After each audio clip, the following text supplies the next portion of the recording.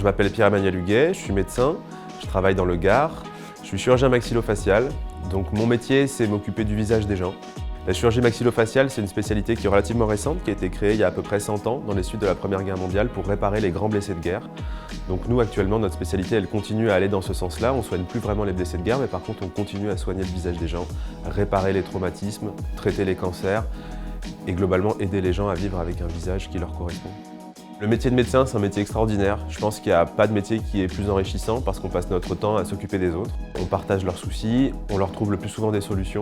Et en plus, la chirurgie a quelque chose d'extraordinaire, c'est que les gens ils viennent pour un problème, ils repartent, le problème est réglé.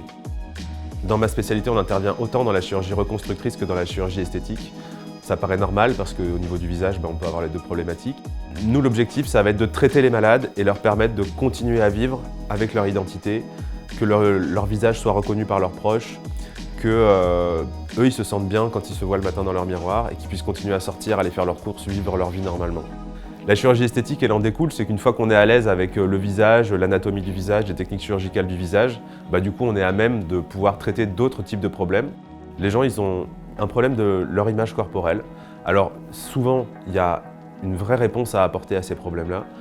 Un enfant qui a les oreilles décollées, quelqu'un qui a le nez tordu, qui a un nez disproportionné par rapport à son visage, on va pouvoir lui régler ces problèmes-là. Quelqu'un qui a une mâchoire trop en avant, trop en arrière, décalée, on va pouvoir régler ces problèmes-là. C'est pas de la chirurgie superflue. Une fois que les gens ont pris rendez-vous, donc on les reçoit au cabinet. Ma secrétaire s'occupe de tout l'aspect administratif, créer les dossiers, accueillir les patients. J'ai une secrétaire qui est en or.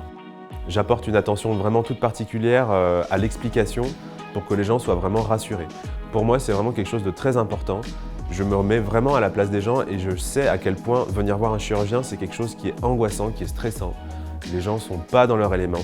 Donc j'essaye vraiment toujours de leur expliquer au maximum, de les rassurer et de leur faire comprendre qu'avec moi, il y aura une relation qui sera une relation de confiance, que je ne vais pas les lâcher, que je vais pouvoir passer du temps, les rassurer, gérer les problèmes s'il y en a, mais en tout cas que je serai vraiment disponible et que je ne vais pas les traiter en 5 minutes et les expédier. C'est vraiment pas du tout notre état d'esprit. On s'occupe de l'organe de l'identité, le visage, c'est un des organes les plus précieux.